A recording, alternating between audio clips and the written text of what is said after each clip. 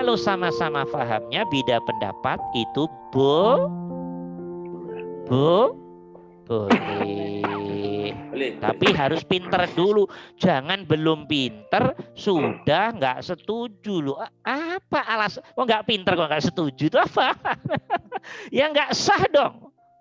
Berpendapat harus sudah bermodal literatur ilmiah yang cukup. Satu. Yang kedua, pengalaman spiritual juga perlu. Dua. 3, 4 banyak kalau mau ngomong. Tapi paling tidak 2 itulah. Setelah tahu secara ilmiah, literaturnya banyak, baru ngomong. Kok umpama beda pendapat, tetap harus kepala dingin, hati dingin. Oh berarti kita memang tidak ketemu. Monggo, monggo, monggo. Kayak Imam Syafi'i dan gurunya lah. Imam Syafi'i tahu gurunya tidak kunut. Tapi Imam Syafi'i berkeyakinan, ini hadis yang paling ini, saya suka hadis ini. Siap guru saya menghormati, guru tidak kunut. Guruku tercinta, saya 13 tahun belajar dengan engkau, wahai guruku Imam Malik. Saya sekian tahun belajar pada engkau, Imam Abu Hanifah, lewat muridmu Imam Rabi. Tapi dalam konteks prinsip-prinsip ilmiah, mohon maaf, saya berbeda dengan engkau, wahai guru-guruku. Aku 13 tahun mondok dengan engkau, belajar dengan engkau, sholat dengan engkau. Dan aku tidak kunut juga. Loh, kan gitu. Ketika saya sudah banyak ilmu dan membandingkan, meneliti sendiri, ijtihad sendiri, maka saya memutuskan menurut saya, yang saya yakini adalah kunut. Keren toh? Ini keren. Berbeda pendapat yang keren. Beda pendapat, benci-bencian, gunjing satu yang lain. Ya Allah, itu sudah setan kalau begitu mah teman-teman.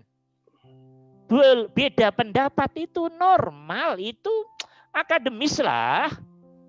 Ya nggak boleh beda pendapat kemudian iri-irian. Kalau sudah masuk zona itu setan Pak. Iri-irian, dendam, saling gunjing. Yang sana dilemahkan. Meninggikan diri sendiri. Itu mah sudah setan, wilayahnya iblis. Jadi cara lihat kejernihan hati orang tuh nanti begitu. Jadi beda pendapat biasa kok. Wong kafir aja juga monggo kok. Oke teman-teman. Tapi harus literaturnya yang cukup dulu. Bisa dimengerti teman-teman? Ya, pokoknya teman-teman nanti jadi orang ini juga. Beda pendapat biasa kok. Suami istri beda pendapat biasa. Ya makanya suami, saya nggak kunut. Terus istri, oh saya kunut. Silakan. Jangan berantem jadi suami istri gara kunut dan tidak kunut. Nggak pinter dong berarti suami istrinya. Masya Allah. Dan ternyata nggak pinter semua. Akhirnya berantem terus. Ya Allah. Itulah jadi orang kalau nggak pinter itu begitu. Ya, tapi yang pinter berantem juga banyak. Karena setan masuk ke dalam. Tuh, kalau itu udah setan kali itu. Makanya wahai teman-teman, para ustadz, ya toh, para dosen, para ilmuwan, dan apapun lah istilahnya. Ayo kita buat agama kita ini yang damai, yang adem, yang ayem. Keberbedaan sebagai normatif bangku kuliah, normatif akademis. Ya toh, berbeda boleh, tapi tetap kepala dingin, hati dingin. Nggak usah ngafir-ngafirin orang. Ya, nggak usah bid'ah-bid'ahin. Ya toh? Nggak usah. Ya, kalau perlu undanglah, ayo diskusi bareng-bareng, enak itu. Ayo buka kitabnya, Quran, hadisnya, diskusi dengan adem ayem. Maka saya berpandangan begini, maka mau kan enak kalau begitu. Tapi kalau udah antara satu umat Islam yang lain gunjing, memfitnah, itu sudah keluar, jauh keluar dari wilayah ilmiah itu. Dendam, Masya Allah udah itu. Dan ini pernah terjadi di sejarah Islam loh teman-teman. Teman-teman harus tahu loh, saya sedikit cerita loh. dulu di era Khalifah siapa? Antara Mu'tazilah dengan Asy'ariyah. Gara-gara berpandangan sebetulnya manusia itu. Jadi ringkas ceritanya, ada qada dan takdir apa tidak? Mu'tazilah meyakini tidak ada qada takdir. Kalau Allah sudah mengqada dan takdir orang, maka Allah tidak adil. Ketepatan yang jadi khalifah dengan penasehat hukum agamanya berpandangan itu. Itu yang madhab yang bilang berpandangan, loh, qada takdir kan Qur'annya jelas, hadisnya jelas. Kenapa negara intervensi dengan pandangan ilmiah ini? Akhirnya perang, teman-teman. Dan 10.000 orang Islam yang meninggal gara-gara perbedaan pendapat, qada dan takdir itu ada apa tidak? Loh, coba. Nggak main-main loh. Coba baca ulang sejarah. 10.000 orang Islam. Sebetulnya ya zikir itu ada hakikatnya. Meninggal. Coba. Duduknya hati, nah, itu teman-teman. Imam Abu Hanifah meninggal di penjara. Gara-gara apa? Berpendapat. Ditanya oleh khalifah. Apa namanya? Abu Hanifah, ma ra'yuka? Halil Quran qadim al-hadis. Abu Hanifah, menurut Anda ulama besar, alim, alamah, ahli ibadah. Teman-teman, saya kasih tahu. Abu Hanifah pernah tidak tidur 40 tahun. Malam nggak pernah tidur Abu Hanifah itu. 40 tahun. Nggak kayak kita nih, ngorok aja kerjaannya. Ya. Ngorok aja ngaku orang hebat kalau kita ya. Itu jeleknya kita. Abu Hanifah pernah 40 tahun malam nggak tidur malam. Nonton bola Ustaz? Enggak. Kalau itu Wak Dadang, Wak Wahyu itu. Iya, nonton bola aja. Ya Allah. Enggak. Jadi Abu Hanifah 40 tahun malam enggak tidur. Apa? Digunakan belajar, zikir, baca Quran. Satu saat ketahuan orang. Tolong, saya minta satu. Tolong, apa yang kamu lihat dari apa yang aku lakukan? Jangan pernah kamu ceritakan kepada orang lain. Mohon.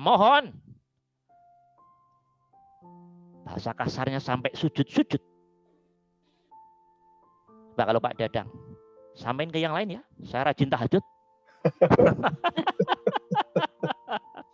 Iya, kirim ke WA. Aduh, badan capek semalam tahajud 2 jam, ya Allah. Kelasnya kan masih kelas Ipin Upin gitu. Iya. Ya itu Abu Hanifah. Ditanya oleh Khalifah, ya Abu Hanifah, halil Quran 'inda ra'yika qadim al-hadis? Abu Hanifah menjawab, Quran adalah nggak saya jawab, nggak saya florkan. Quran adalah begini, berbeda dengan pendapat penguasa. Tolong, Abu Hanifah penjara. Abu Hanifah 2,5 tahun di penjara dan meninggal di penjara. Ya Allah. Dirantai tangan dan kakinya hanya berpandangan ilmiah. Jadi para alim ulama, para ilmuwan dari zaman dulu kala selalu kena getahnya para penguasa. Oke? Imam Malik sama. Karena karangannya bagus, dipanggil oleh negara. Wahai Malik, karangan kamu bagus sekali. Bisakah ini untuk guidance negara kita? Namanya kitab Al-Muwatta. Kitab hadis pertama sebelum Sahih Bukhari, Muslim, Tirmidzi. Kata Imam Malik, mohon jangan. Ringkas cerita sama. Di penjara juga. Imam Ahmad bin Hambal sama teman-teman. Di penjara juga. Yang selamat satu itu Imam Syafi'i. Ditanya. Imam Syafi'i suruh menjadi, kalau sekarang jadi MA lah. Mahkamah Agung. Bukan, MK. Kalau sekarang MK-nya. Oleh Khalifah dipanggil, wahai Syafi'i, Saya menginginkan engkau menjadi MK. Imam Syafi'i menjawab, saya tidak bersiap, wahai. Sorry, ada ini salah dikit teman-teman. Sudah nyambung suara, aman? Aman Ustaz. Iya, tadi sampai Imam Syafi'i ya. Imam Syafi'i ditanya oleh Khalifah, ya Syafi'i, ma ra'yuka? Ma ra'yuka? Halil Qur'an 'indaka qadim am hadis? Apa pendapatmu Syafi'i? Quran menurutmu qadim atau hadis? Imam Syafi'i ngerti guru-gurunya di penjara semua gara-gara pertanyaan yang sama. Kemudian Imam Syafi'i dengan santun menjawab, ya Khalifah, An-Nazabur, sambil ngelihat tangannya begini, sambil tangannya di depan ini, An-Nazabur wa Taurat wal Injil wal Quran hadhil arba'ah hadisah. 4 ini dalam kitab dikomentari. 4 ini Imam Syafi'i dalam hatinya 4 itu yang dimaksud ini, 4 tangannya ini. 4 tangannya ini. Hadhil arba'ah hadisah. Oh, gitu ya? Naam ayuhal khalifah. Yes, khalifah. Oke. Kamu selamat. Kenapa? Guru-gurunya tadi dijeblosin ke penjara. Karena berpendapat Quran itu qadim. Melekat pada zatnya Allah. Al-qaim bidzatihi.